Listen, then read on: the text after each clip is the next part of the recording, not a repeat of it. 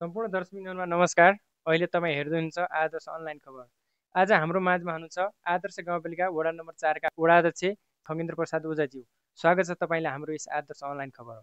धन्यवाद, धेरै धेरै धन्यवाद र विशेष गरी आदर्श गाउँपालिका वार्ड नम्बर 4 मा हजुरहरूलाई पनि हार्दिक स्वागत व्यक्त गर्न चाहन्छु। धन्यवाद। यस वडामा भएका मुख्य समस्याहरू के हुन्? धन्यवाद प्रश्नका लागि।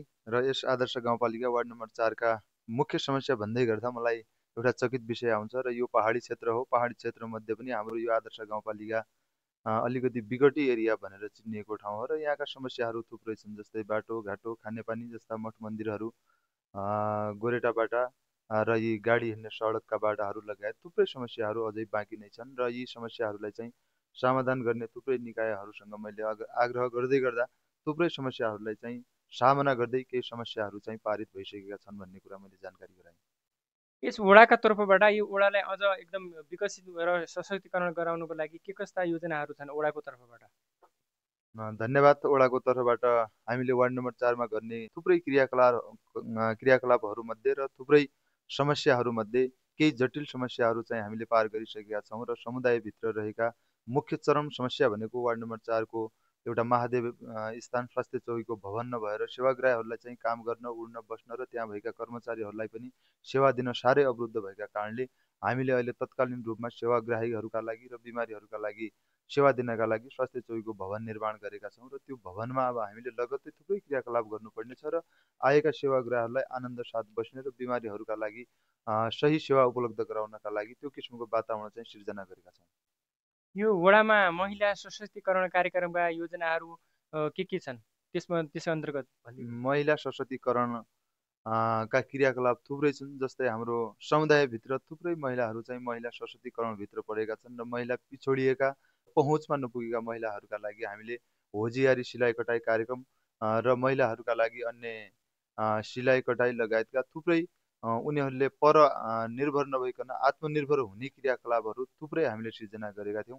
तर यसैमा मैले अर्को कुरा थप्न चाहे, एउटा विडम्बनाको कुरा, नेपाल सरकार अर्थात् आदर्श गाउँपालिका वार्ड नम्बर 4 ले पनि थुप्रै लगानी गर्दै गर्दा त्यो लगानीमा पनि हाम्रै दिदीबहिनीहरूले चाहिँ सिप सिके तर छोडिदिए एउटा विडम्बनाको कुरा छ। हामी महिला सशक्तिकरण भनेर थुप्रै ठाउँमा र आवाज उठाउँछौँ, तर बोल्दै गर्दा, काम गर्दै गर्दा सबै लाग्यौँ, खट्यौँ त सम्भावना भोगका क्रियाकलापहरू गऱ्यौँ, तर ती क्रियाकलाप चाहिँ सधैँका लागि निर्भर रहने किसिमका क्रियाकलाप नभएका कारणले यो महिला सशक्तिकरण अथवा बालबालिका सम्बन्धीका जति क्रियाकलाप गरेका छन् ती क्रियाकलाप चाहिँ लामो समयसम्म नरहेका कारणले सिपेका सिपहरू चाहिँ सबैले थन्क्याएर आफ्नो मनभित्रै मात्रै राखेका कारणले म यो क्रियाकलापप्रति आफै नै दुखित रहेको जानकारी गराउँछु। अहिले यो बेरोजगारीको अवस्थामा यस वडाबाट युवाहरूलाई रोजगारी प्रदान गर्न त्यस्ता केही किसिमका योजनाहरू यो वडाबाट प्रदान गरिएका छन् कि छैनन्?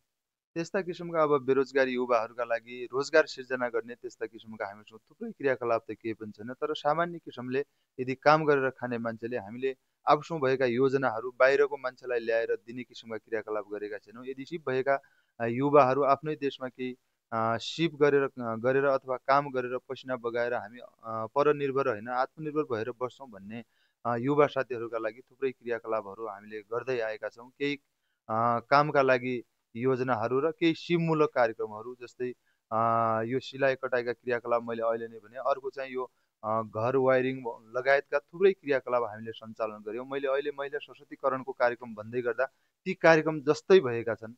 सबै युवाहरूलाई सिप त सिकायौँ, तर सिप सिकायौँ सबैले सिप सिकेर सबै विदेशी भइसके। त्यसैले यहाँ आफूले सिकेको सिप चाहिँ आफ्नै समुदायमा देखाउनुपर्छ, आफ्नै गाउँ टोल आफ्नै देशमा गर्नुपर्छ भन्ने उद्देश्य नभइकन सिप सिक्यौँ तर आफ्नो सिपलाई चाहिँ आफ्नै ठाउँमा देखाउन नसकेका कारणले थुप्रै कार्यक्रमहरू चाहिँ अवरुद्ध भएका छन्। यो वडामा शिक्षा र स्वास्थ्यको अवस्था कस्तो छ?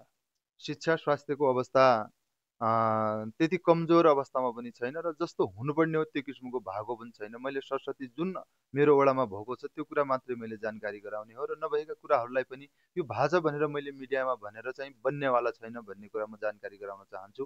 शिक्षाको सन्दर्भमा अहिले हामी जनप्रतिनिधि भइसक्यो भने मैले मेरो वडामा सरस्वती हेर्दै गर्दा र आदर्श गाउँपालिकामा हेर्दै गर्दा र शिक्षा र स्वास्थ्यमा चाहिँ धेरै ठुलो आदर्श गाउँपालिकाले लगानी लागेको छ र यो भित्र गाउँपालिकाभित्र रहेका सम्पूर्ण आम आदरणीय दाजुभाइहरूले चाहिँ सन्तुष्ट भएको कुरा पनि म महसुस गराउन चाहन्छु र यसैमा पनि जुन आदर्श गाउँपालिकाभित्र रहेका भित्र रहेका बालबालिकाहरू र शिक्षक कर्मचारीज्यूहरू पनि सबै पहिलेको नतिजा र अहिलेको नतिजामा चाहिँ अन्तरको फरक भएको जानकारी गराउन चाहन्छु र स्वास्थ्यमा पनि धेरै ठुलो विकास भएको, धेरै ठुलो परिवर्तन भएको पनि म सबैलाई जानकारी गराउन चाहन्छु। किनभने आदर्श गाउँपालिकाभित्र सम्पूर्ण मिडियाकर्मीबाट र सम्पूर्ण आदर्शवासीहरूले देखिरहेका छन् र त्यति ठुलो क्रियाकलाप भएको छ भन्ने कुरा म जानकारी गराउन चाहन्छु।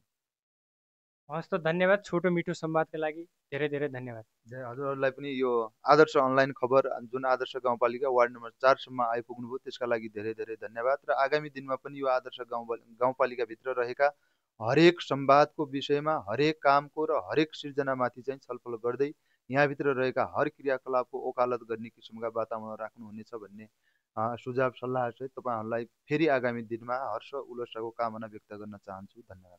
हस् त, धन्यवाद।